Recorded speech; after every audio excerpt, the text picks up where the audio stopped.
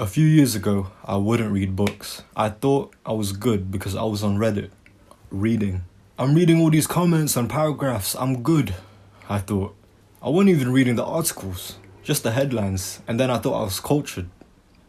That's jokes. That is jokes. It's helpful to know yourself and admit that you're not reading as much as you like, rather than lying to yourself. Truth hurts.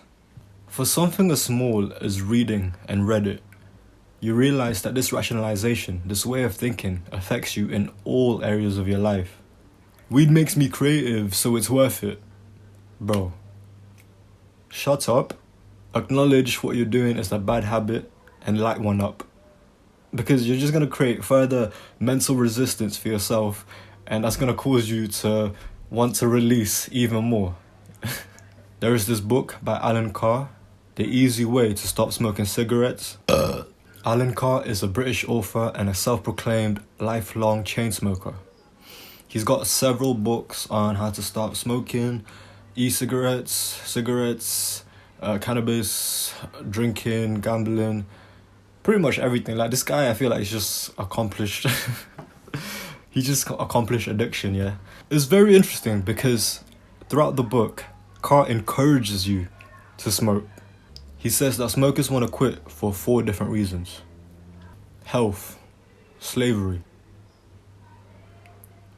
money, and filthy habit.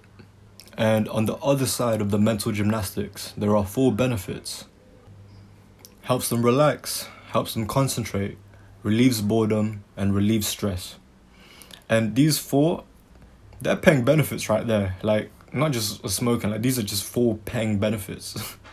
But Carr asks, what if smoking did none of that? So actually, if we just bring it over to here, it faltered relaxation, it obstructed concentration, it increased stress, and it increased boredom. No more mental back and forth, it's just kind of cancels each other out. When those mental contraptions are neutralized, you don't need willpower to quit. An example of my coping and rationalization is with NoFap. Instead of beating myself up about it, be aware that it's not an ideal habit and go through with it.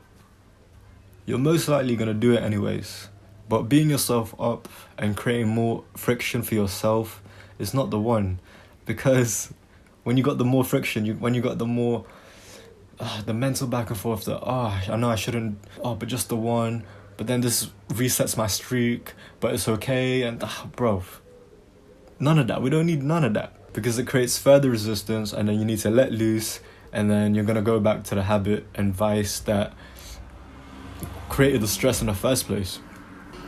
Don't get caught up in NoFap day 1000, because that shit is bad for your mental health.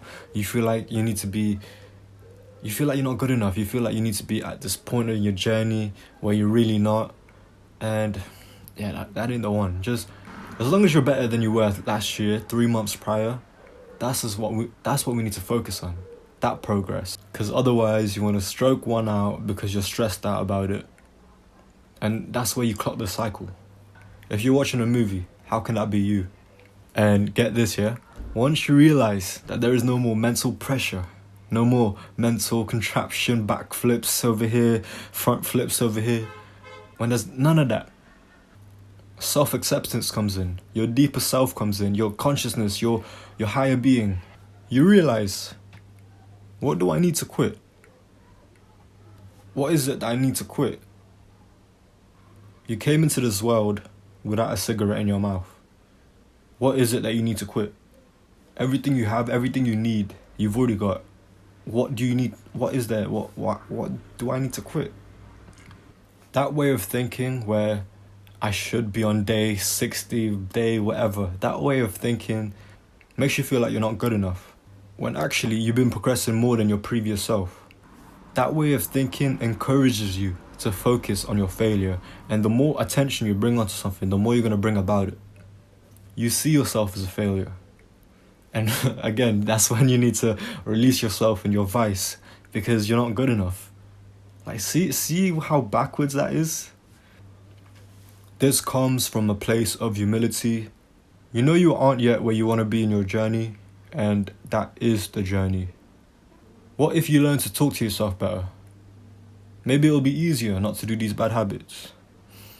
Love.